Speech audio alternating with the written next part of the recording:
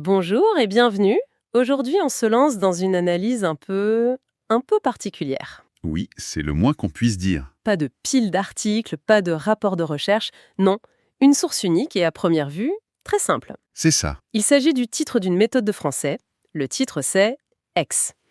Écho de l'avenue Aix, la maîtrise de la conversation de rue en français. Mhm. Alors, on ne va pas juger le cours en lui-même, attention, mais on va traiter ce titre comme une sorte de texte philosophique. C'est une bonne approche. Parce qu'il fait une promesse énorme à quiconque a déjà appris une langue. Ah oui, laquelle? Celle de combler ce fossé terrifiant entre la sécurité de la salle de classe et la réalité de la rue.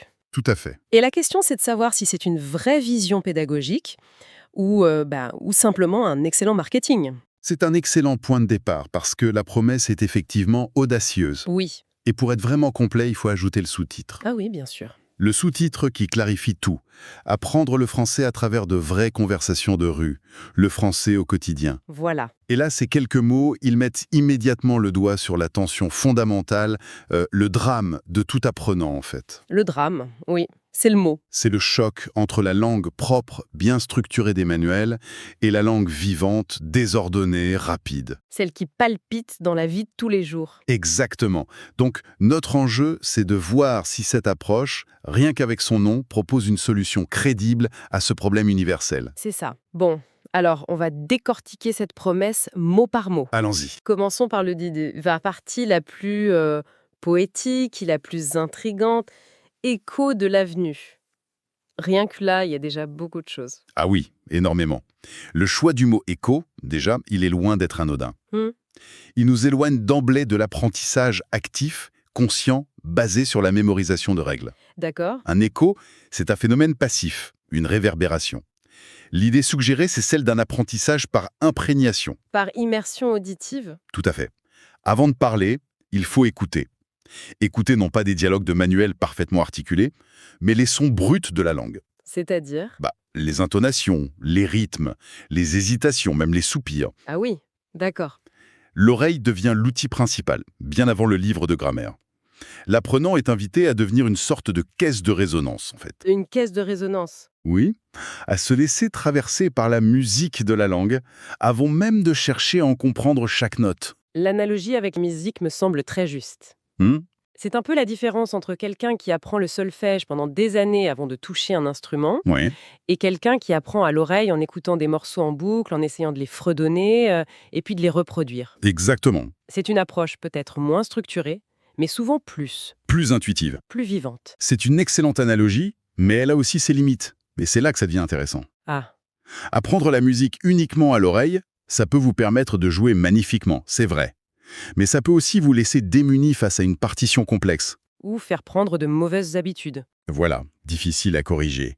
Donc la question que pose cette méthode, c'est est-ce que cette approche par les échos ne risque pas de laisser des lacunes grammaticales importantes? Est-ce qu'on apprend juste à imiter, en somme? C'est ça, imiter des sons sans jamais vraiment en comprendre la structure sous-jacente. C'est un vrai pari pédagogique. Un pari qui se déroule dans un lieu bien précis. Et ça nous amène au deuxième mot, avenue. Ah oui, l'avenue. Le choix est tout sauf innocent. Pas une salle de classe, pas une bibliothèque, une avenue. C'est l'espace public par excellence. Oui, c'est large, bruyant, plein de mouvements, de rencontres imprévues. C'est le contraire absolu d'un environnement contrôlé, stérile. L'apprentissage se fait sur le terrain donc. Au cœur du chaos de la vie. Et la combinaison des deux mots est très puissante. Écho de l'avenue. Ça nous dit que le matériel pédagogique, il n'est pas dans un livre. Il est partout autour de nous. L'environnement lui-même devient le professeur. La conversation des gens à la terrasse d'un café. Une annonce dans le métro, une dispute entre voisins, tout, absolument tout, devient une leçon potentielle. D'accord. Ça déplace complètement le centre de gravité de l'apprentissage. Il ne s'agit plus d'étudier la langue, mais de développer une sensibilité. Une capacité à capter le savoir dans le flux de la vie. Précisément. Mais là encore, on peut se poser la question, est-ce que ce chaos est un bon professeur pour tout le monde?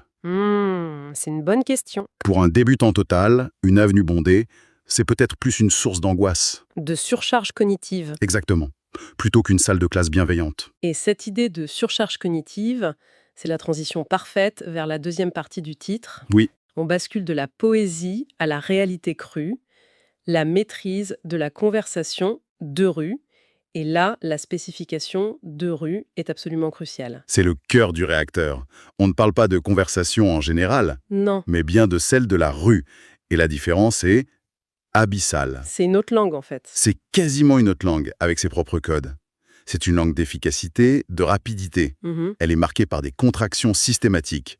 Personne ne dit « je ne sais pas », on dit « je sais pas ». Ou même, je sais pas. Voilà, je sais pas. Tu devient T. Mais ça va bien plus loin, ça touche au vocabulaire. Ah oui. Un manuel va vous apprendre « il y a beaucoup de monde ». Mais dans la rue, on entendra c'est blindé, c'est bondé ». Il y a grave du monde. Exactement. Ces expressions, ce n'est pas juste de l'argot, c'est le tissu conjonctif de la communication informelle. C'est fou, je n'avais jamais vraiment vu ça comme ça. Donc, ce n'est pas seulement parler de manière plus décontractée, Non, non, c'est carrément l'apprentissage d'un lexique parallèle. c'est tout à fait ça. Et ce titre promet la maîtrise de ce lexique. C'est un mot très fort, maîtrise. Très fort, oui.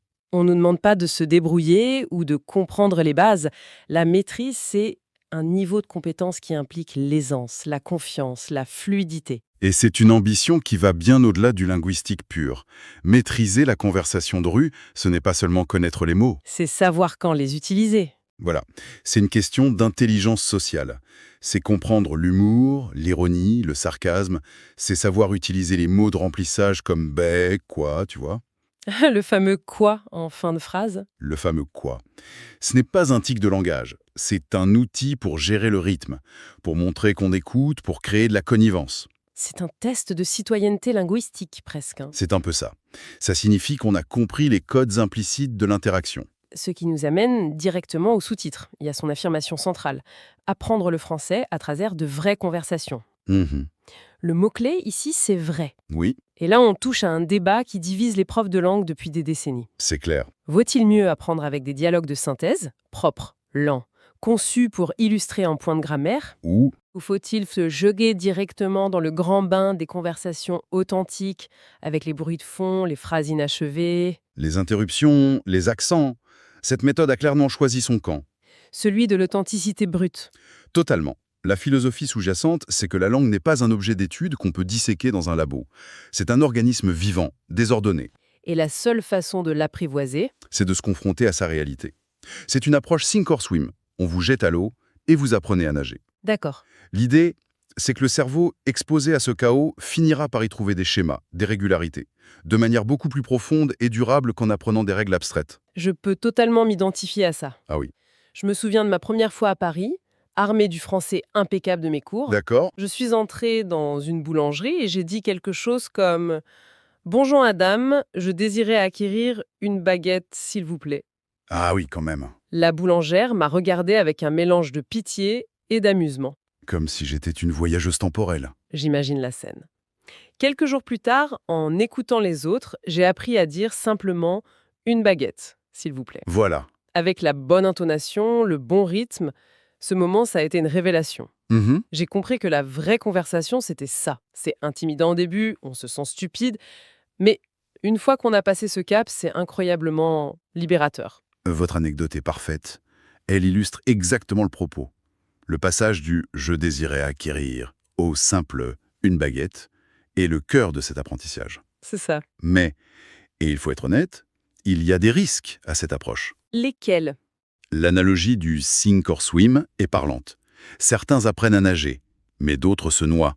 D'accord. Cette méthode demande une personnalité particulière. Il faut une grande tolérance à l'ambiguïté. La capacité à ne pas paniquer quand on ne comprend que 20% de ce qui se dit. Il faut accepter d'être imparfaite pendant longtemps. Très longtemps. Pour quelqu'un qui a besoin de structure, de règles claires, de progression linéaire, cette approche peut être contre-productive. Voire traumatisante? C'est un point crucial. Ce n'est donc pas une méthode universelle, c'est une philosophie qui s'adresse à un certain type d'apprenant. C'est ça? Un apprenant qui privilégie l'efficacité communicative à la perfection grammaticale. Oui. Et ça boucle la boucle avec la toute dernière partie du sous-titre « Le français au quotidien ». L'objectif est très clair. Oui, cette dernière phrase emprunt toute la philosophie dans un but pragmatique. Utilitaire. Le but ultime, ce n'est pas de pouvoir analyser un poème de Baudelaire. Ou de rédiger une dissertation. Non, le but, c'est de vivre. C'est la dimension fonctionnelle de la langue qui est mise en avant. Commander un café, demander son chemin. Participer à une conversation à la machine à café. Comprendre une blague d'un collègue. Le succès se mesure en petites victoires quotidiennes. Et en termes de motivation, c'est puissant. Ah bah oui, c'est un moteur bien plus puissant que la quête abstraite de la perfection. C'est plus stimulant de se dire «Demain, je veux pouvoir comprendre ce que disent les gens dans le bus» que Ouais, «Dans 6 mois, je veux maîtriser le subjonctif imparfait». on est bien d'accord.